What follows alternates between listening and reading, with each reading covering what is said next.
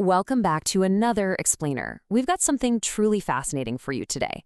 You know, when we picture ancient Buddhist monks, we almost always imagine perfect tranquility, deep meditation, and just absolute serenity. But what if I told you that the reality of the early monastic community was, well, actually pretty chaotic? Today, we're demystifying the incredibly pragmatic origins of the ancient Buddhist monastic code. We'll be drawing specifically from an ancient legal framework known as the 10 Recitations Vinaya, which basically acted as their code of conduct. Get ready, because we're going to see exactly how a highly organized institution was forged out of sheer, unpredictable human nature. Okay, let's dive right into this, because believe it or not, the early Buddhist order actually kicked off amidst a massive public relations crisis. When the community of monks first formed, there weren't exactly a lot of strict rules in place. This led to a bunch of unsupervised monks wandering from town to town, wearing their robes all wrong, demanding specific foods from the locals, and, as the source text bluntly puts it, begging loudly like Brahmins. As you can imagine, the public was outraged. They openly criticized these supposedly humble monks for having no good teachings and acting like demanding elites. Honestly, the whole spiritual movement was teetering on the edge of collapsing under its own unruliness. So to solve these mounting real-world crises, the Buddha had to evolve from being purely a spiritual leader into the ultimate organizational administrator. Here's how we're going to break down that incredible transformation. First, order from monasterial chaos.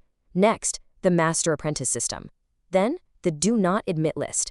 Fourth, ancient PR and legalities. And finally, the ordination test.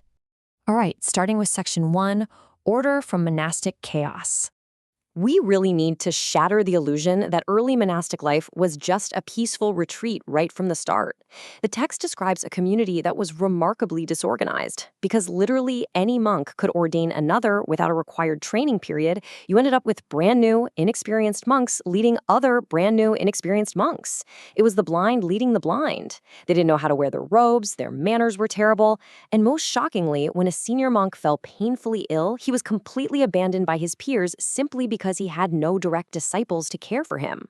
Upon hearing the public's scathing critiques, the Buddha realized a hard truth. An institution simply cannot survive on spiritual zeal alone. It absolutely required a structured hierarchy and mutual accountability. Which brings us to section 2, the master-apprentice system. To bring order to all this chaos, the Buddha implemented his first major administrative fix. So, the crucial point is, not just anyone could be a teacher anymore. To stop young, unguided monks from building their own chaotic little followings, a strict set of qualifications was introduced. A monk had to have at least 10 years of seniority before even thinking about taking on a student. But time alone wasn't enough.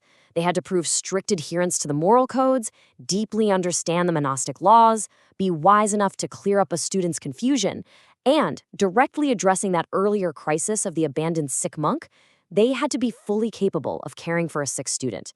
It forced mutual care. The student serves the teacher, and the teacher cares for the student like a son. Now, the rules around age limits are particularly fascinating because they evolved directly from trial and error. The text tells the story of 17 young musicians who were ordained, but they just couldn't handle the hunger, the cold, the heat, and the bug bites. They literally cried out like babies in the middle of the night. Because of that, the minimum age for full ordination was set to 20. But then, a grieving widower ordained with his 2 young sons, and the boys cried loudly for cake while begging in the market, completely embarrassing the order, so a new minimum age of 15 was set for novices. However, later on, a compassionate exception was made for 2 young relatives of Ananda, whose family had been tragically killed. Exasperated but empathetic, the Buddha essentially asked, well, can they at least shoo away crows from the food? When he was told yes, the absolute minimum age was lowered to 7, but strictly for desperate cases like that. Moving on to section 3, the do not admit list. As the institution grew, managing exactly who was allowed inside became vital. This brilliantly illustrates that the Sangha, which is the monastic community, wasn't just a spiritual haven. It was a rigorous organization actively mitigating legal and social liabilities. Think of it as ancient HR compliance. Runaway slaves and debtors were totally banned from joining, simply to avoid direct conflict with the king's law and angry creditors demanding their money back. Criminals like murderers and thieves were naturally excluded to protect the physical safety and the moral reputation of the community. And then there's the supernatural category, non-human. Now, you might be wondering, Why on earth would an ancient legal code need a specific rule against ordaining non-humans? Well, according to the text, we have to ask, what happens when a shape-shifting serpent tries to become a monk? Now, what's really interesting about this is the text recounts the bizarre story of a Naga, a mythical serpent who was so devoted that he disguised himself as a human just to get ordained. He ended up sharing a small room with a young monk. The problem is, according to the lore, a Naga's shape-shifting spell completely breaks when they fall asleep. So the Naga took a nap, reverted to its true form as a giant snake filling the entire room, and absolutely terrified its poor roommate, who woke up screaming. When the Buddha found out, he gently dismissed the Naga back to its palace and directly instituted the incredibly strict no non-humans allowed rule. Okay, Section 4, Ancient PR and Legalities.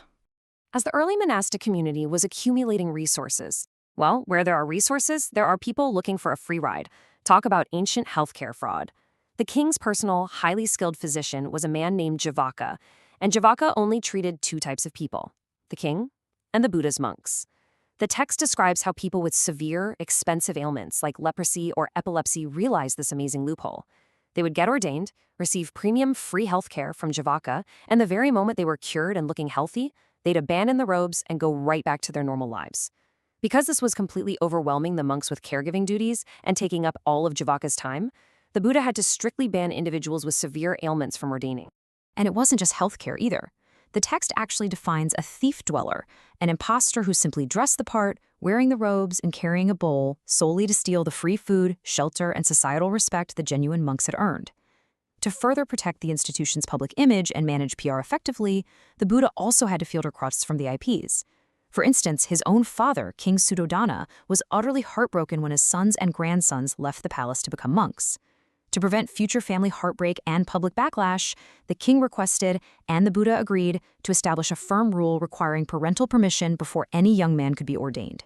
And finally, Section 5, the final ordination test.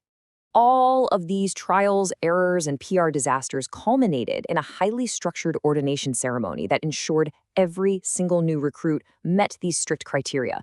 Let's see how this builds into a rigorous legal procedure. First, the candidate had to formally request the robes and bowl. Second, they were subjected to a public questioning in front of the entire assembly. A senior monk would literally ask them, "Are you a man? Are you 20 years old? Are you debt-free? Are you a slave? Are you human?" It was a direct checklist derived from all their past mistakes. Finally, if they passed that grilling, they were taught the absolute boundaries of their new life. Immediately upon being accepted, the new monk was presented with the stark reality of their commitment. They were taught the 4 resources versus the 4 defeats. On one hand, they had to be willing to survive on the absolute bare minimum. Robes made of literal rags from the trash, food only acquired by begging, sleeping under tree roots, and using discarded cow urine as medicine. On the other hand, they were warned of the 4 defeats. These were 4 absolute, unforgivable offenses that would result in immediate, permanent expulsion: sexual intercourse, theft, taking a human life, and lying about possessing supernatural spiritual attainments. This intense contrast guaranteed that only the truly dedicated stuck around. So what does all this mean? When we look back at the origins of the Buddhist monastic code, we aren't just seeing spiritual philosophy. We are seeing an absolute masterclass in organizational management, crisis PR, and legal boundary setting. It raises a genuinely fascinating question. How do strict, pragmatic rules shape the longevity of our most revered spiritual institutions? The next time you see a serene monk or a quiet monastery, remember the centuries of human chaos, crying musicians, and shape-shifting snakes that it took to build those boundaries. It just goes to show that human unpredictability necessitates structured laws. I really hope this explainer sparked your curiosity to learn even more about the hidden organizational history behind the world's ancient traditions.